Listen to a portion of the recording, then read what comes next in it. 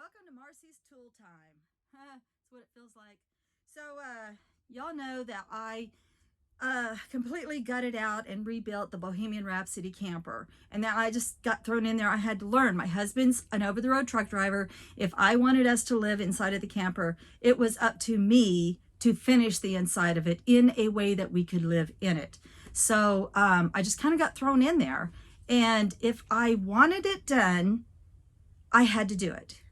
And so he would go over like safety things with me and basics and generalities, but it was really, you just don't know until you get in there and start putting your hands on tools, how to work with tools and how to manipulate things and how to plan ahead so that you can make something, you can create something, you know what I mean?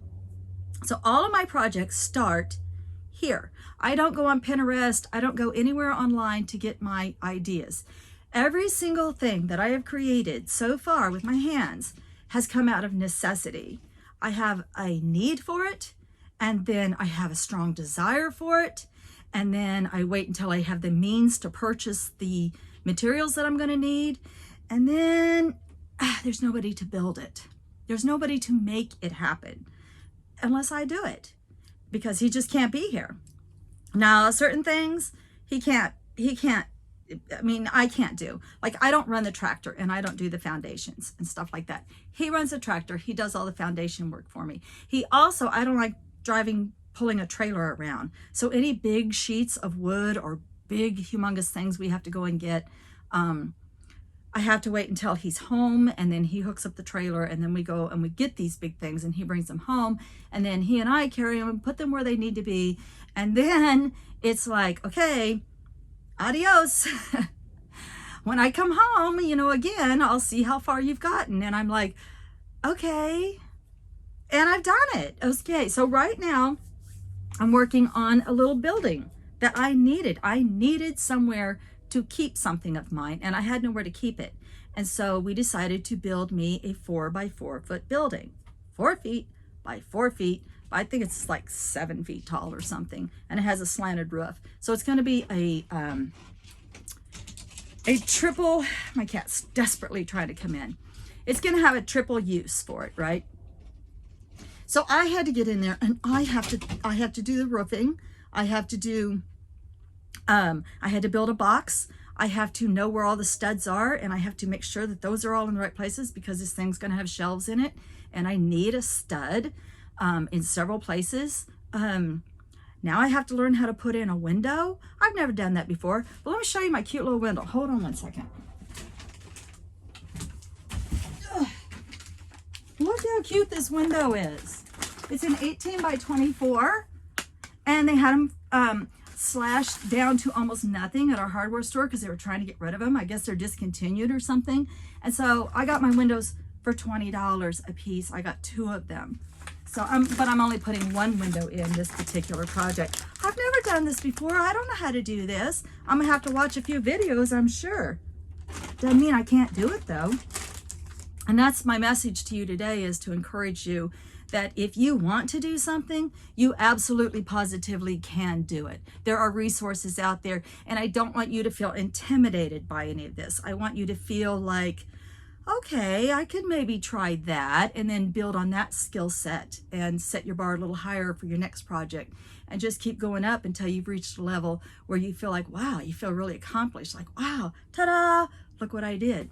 So I thought I'd go over just a few of my tools and show you some stuff.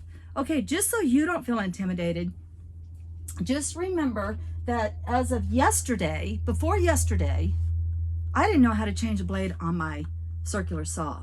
I had no idea. I would always saw, and then when the blade would get dull, I'd have to put it down, and then when my husband would come home, I'd be like, can you change the saw blade on my Ryobi?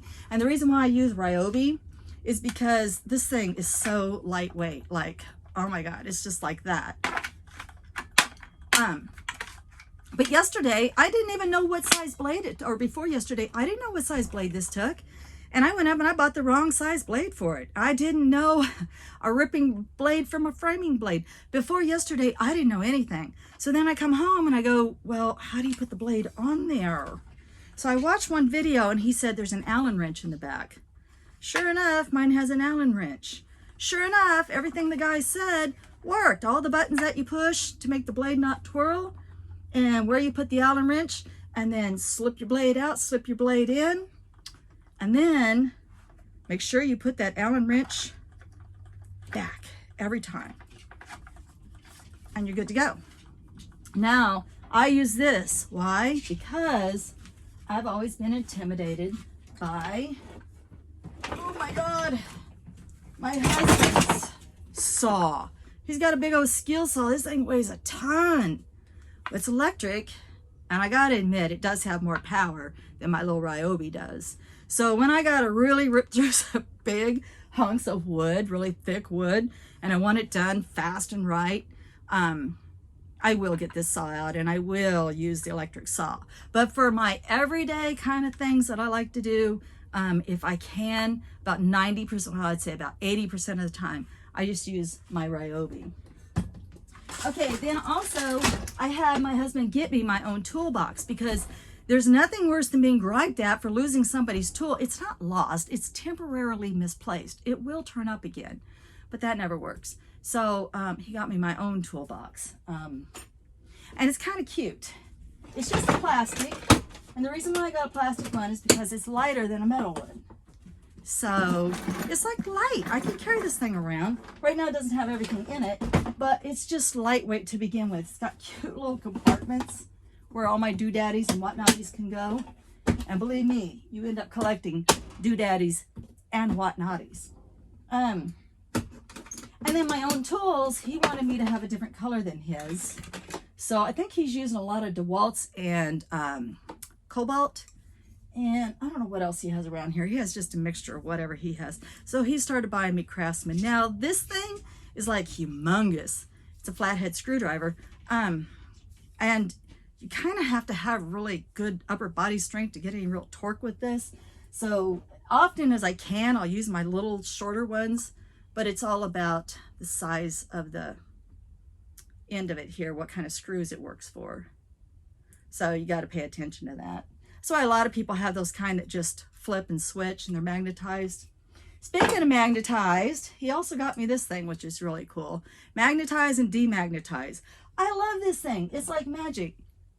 It's like you could take your screwdriver, magnetize it, and then it picks up your screws, thusly. And then you can demagnetize it, and we'll pick up squat. That's so cool. The first time I discovered that, I was like, oh my God, I like that thing. And sometimes you don't want this thing magnetized. It annoys you. It gets into all your screws. And sometimes you do want it magnetized. So that was always kind of cool.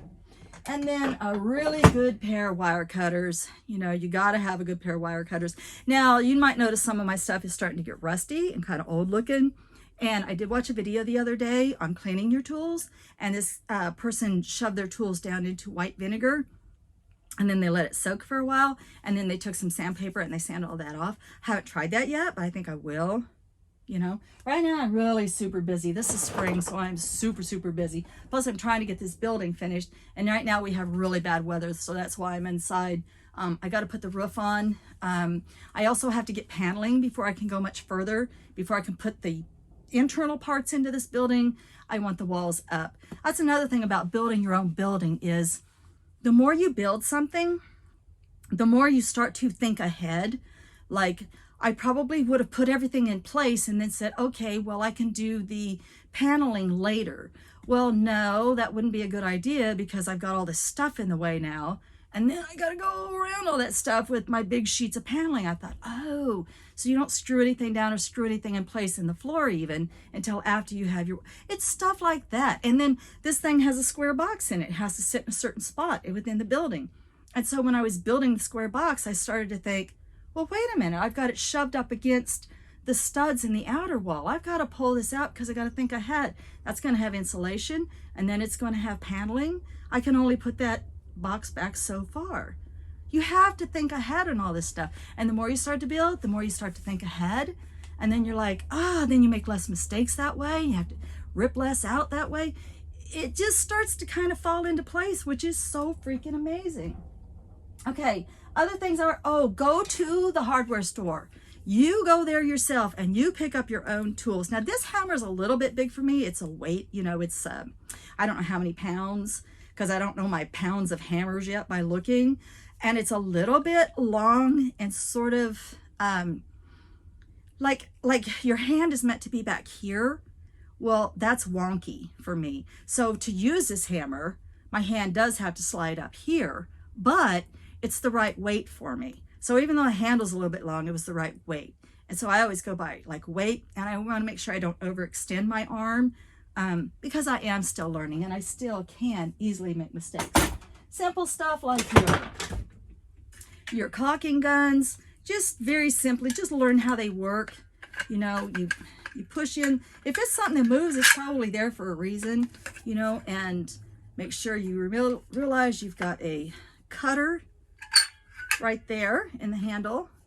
But if you want it cut at a 45, which now I don't cut straight across anymore because I learned very quickly that you get too much sometimes, and a 45 makes it easier. So you can take a knife and do a 45. And then this little thing on the bottom, of course, is for when that gets stuck, and you can just shove that down in there and unstick it. And then you turn your handles a certain way and get going. See how easy that is? Once you do it a few times, super, super easy. Oh, I do want to talk about my drills. This is his drill. Oh, my drill's still out in the building, so I can't really show you. This is his drill.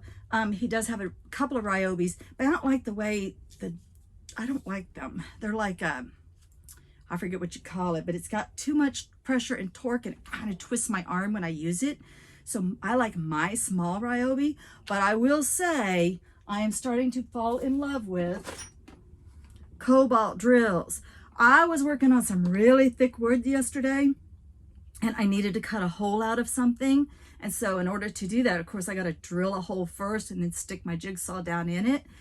These drill bits, man, those things go through wood easy, like hot butter.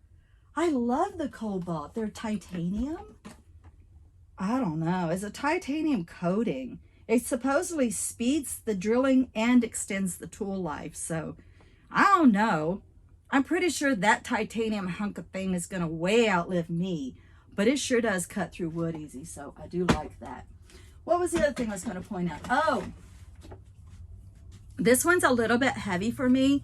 This, it just kind of feels heavy. I don't like to put it on my belt because it's just like kind of grinds into my hip or whatever, but I can read it, I can see it, and the brake, the stop here works perfectly well.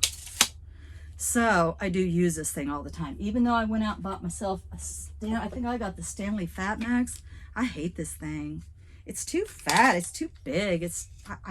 I hate it. And I always go back to this thing. So you start to learn you like your favorites like that too. And then, jigsaws. I do want to say, with the jigsaw, I used to be totally intimidated by jigsaw. I thought this thing looked dangerous as all heck, like a medieval torture tool. But now I don't think I could get along. I don't think I could build without one. And yesterday, I didn't watch a video or anything. I came home and I got out the jigsaw and I was like, how come there's no blade in the jigsaw? So I had no idea how to change the blade because I knew we had more blades.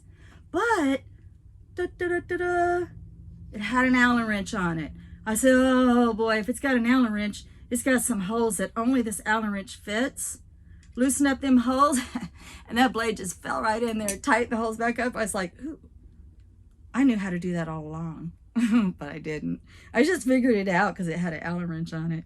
But even that made me feel accomplished. You know what I'm saying? All right, well, this video is running really long, and I'm really starting to ramble. So, I'm going to leave it there, and I'm going to encourage you to create your own toolbox and to go out there and just pick out one tool this year and just say, you know what, this thing really fits me, and this is my go-to tool. And start building from there. You can do it.